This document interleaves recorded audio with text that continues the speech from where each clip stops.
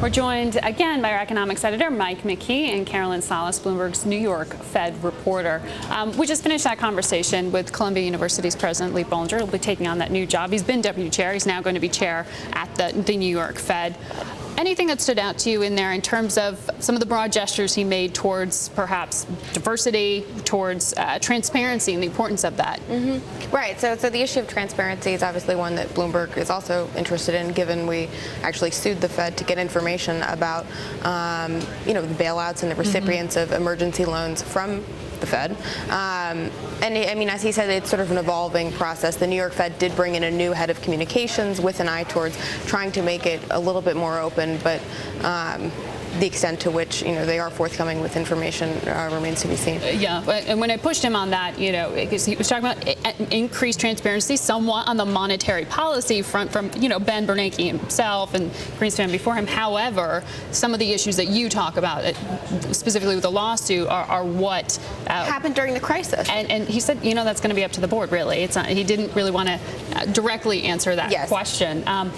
When I asked him about the makeup of the board itself. I mean, he has been a very outspoken advocate of affirmative action in his history as an academic and as a university leader. But it brings us to the question of what the board looks like, because that has changed a bit.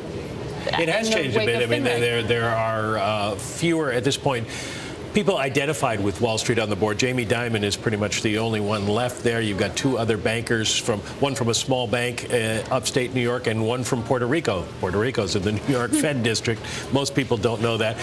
And then you have some corporate leaders.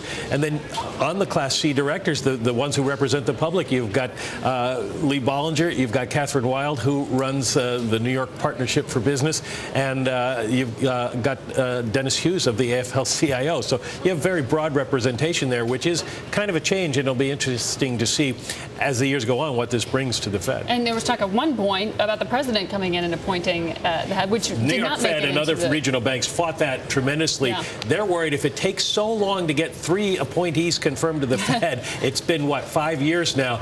Imagine what would happen if you didn't have a head of the New York Fed because the Senate didn't act. There's a lot made about who's on the Fed committees and the role they play. It didn't really do Dick Fuld much good when he was sitting in the New York Fed. That's a very good point. They make that point, that the board of directors doesn't have a lot of power. They can't go to the Fed and ask them to bail out their banks. As you say, it didn't help Dick Fuld, and it's not their role. All right. Well, thanks for the perspective and for the conversation, both of you.